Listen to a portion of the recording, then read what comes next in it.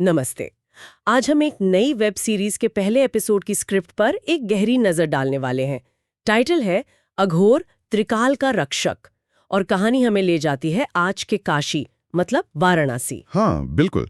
और ये एक सुपरनैचुरल थ्रिलर है, साथ में एक इंडियन सुपर हीरो की कहानी भी। स्क्रिप्ट शुरू होती है काशी के घाटों के विजुअल से। सुबह का वक्त, मंत्रों की गूंज है, चिताओं का धुआं, बड़ा इंटेंस माहौल है। हाँ, और नरेटर कहता है कि काशी में जिंदगी और मौत जैसे एक ही हैं, पर कुछ लोग हैं जो इन दोनों से परे देख सकते हैं। अच्छा। हाँ, और यही कहानी फोकस करती है रुद्र पर। बीएचयू का स्टूडेंट है वो, पर उसे रात में अजीब सपने आते हैं, बहुत अजीब। सपने? कैसे सपने? जैसे कोई शहर जल रहा है, पुराने अघोरी मंत्र सुनाई दे रहे हैं, और कोई काल नेमी नाम का नकाबपोश उसे घूर रहा है। ओह, ये तो काफी इंटेंस है। और ये सिर्फ सपनों में नहीं है शायद। नहीं, बिल्कुल नहीं। वो क्लास में भी आत्मा की अमरता पर सवाल पूछता है। सोचता है कि मरे हुए लोग सपनों में क्यों दिखते हैं। तो मतलब वो थोड़ा सेंसिटिव है आम लड़कों से हटकर। हाँ, कह सकते हैं। और फिर मणिकर्णिका घाट पर उसे एक और अजीब अनुभव होता है। क्या होता है? उसे पानी में बहती एक लाश, उसकी आंखें खुलती हुई दिखती हैं। अरे बाप रे। और ठीक तभी एकदम से एक रहस्यमयी बाबा प्रकट होते हैं। बाबा? हाँ, और वो रुद्र से कहते हैं, तुम अब देखने लगे हो त्रिकाल। त्रिकाल? हाँ, बाबा फिर बताते हैं कि रुद्र का पिता उनका शिष्य था। तो ये बाबा कौन है असल में, और ये त्रिकाल क्या चीज है? बाबा एक तरह से गाइड हैं। वो बताते हैं कि रुद्र का भाग्य क्या है। हर युग में एक त्रिकाल रक्षक होता है जो तीनों काल मतलब भूत, वर्तमान, भविष्य देख सकता है। तीनों काल? वाओ। हाँ, और एक शक्ति है काल नेमी। वो हर युग में लौटकर काल चक्र को तोड़ना चाहती है। काल चक्र को मतलब समय के चक्र को? क्यों? शायद इतिहास बदलने या भविष्य को कंट्रोल करने के लिए। स्क्रिप्ट अभी ये साफ नहीं करती, पर बाबा कहते हैं रुद्र ही वो पॉइंट है, वो रक्षक है जो इसे रोक सकता है। ये तो बहुत बड़ी जिम्मेदारी हुई। तो रुद्र का क्या रिएक्शन था? उसने मान लिया? नहीं, बिल्कुल नहीं।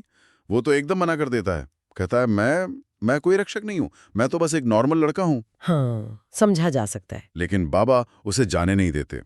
वो रुद्र को कुछ अघोरी रस्मों से गुजारते हैं। अघोरी रस्में जैसे? एक सीन है जहां रुद्र आग के घेरे में बैठा है, ध्यान लगा रहा है, और तब उसे विजन्स आते हैं। सतयुग, त्रेता युग, द्वापर युग, पिछले युगों के भयानक नजारे। क्या देखता है वो उन विजन्स में? वो देखता है कि कैसे कालनेमी ने हर युग में राजाओं को, पावरफुल लोगों को बहकाया, युद्ध करवाए, विनाश फैलाया। ये विजन इतने रियल लगते हैं कि रुद्र दर्द से चिल्लाता है, उन्होंने मुझे मारा। बाप रे, जैसे वो उसकी अपनी यादें हो, पिछले जन्मों की। हाँ, ऐसा ही लगता है। ये लड़ाई उसके लिए बहुत पर्सनल है, बहुत पुरानी। एक तरफ काशी में ये सब चल रहा है, रुद्र अपने भाग्य से जूझ रहा है, और दूसरी तरफ कहानी दिल्ली पहुंच जाती है। हाँ, ये कॉन्ट्रास्ट बड़ा मजेदार है। दिल्ली में है आलिया, एक शार्प हैकर।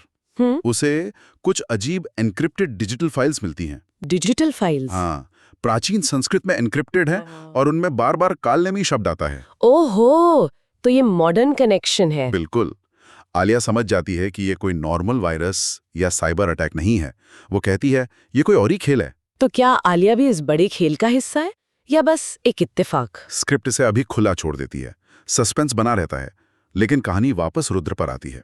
आखिर में इन सब अनुभवों के बाद रुद्र अपना भाग्य स्वीकार कर लेता है। वो मान लेता है कि वही त्रिकाल रक्षक है। हाँ, अंत में उसका लुक पूरा बदल चुका है।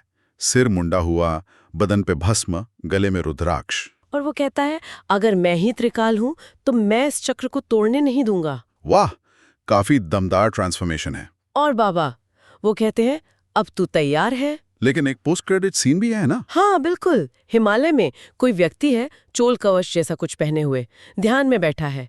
अचानक उसकी आंखें खुलती हैं और एक आवाज आती है, काल चक्र हिल चुका है, रक्षक जाग गए हैं। रक्षक मतलब एक से ज्यादा? रुद्र अकेला नहीं है? यही इशारा है। लगता है ये लड़ाई और भी बड़ी होने वाली है। तो कुल मिलाकर ये पहला एपिसोड एक जबरदस्त कहानी सेट करता है।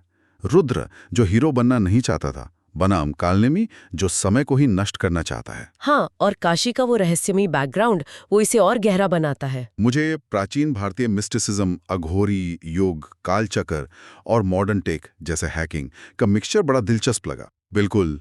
और ये भाग्य और फ्री विल जैसे सवाल भी खड़े करता है। रुद्र की जर्नी के जरिए सोचने वाली बात ये है कि अगर कालनेमी जैसी शक्तियां सच में युगों से एक्टिव हैं, तो आज के डिजिटल दौर में उनके तरीके कैसे बदले होंगे? अच्छा सवाल है। और क्या आलिया का उन फाइल्स तक पहुंचना सिर्फ एक संयोग था, या वो भी अनजाने में इस प्राचीन खेल का हिस्सा बन गई है? हाँ, ये सोचने वाली बात है। देखते हैं आगे की कहानी कैसे खुलती है।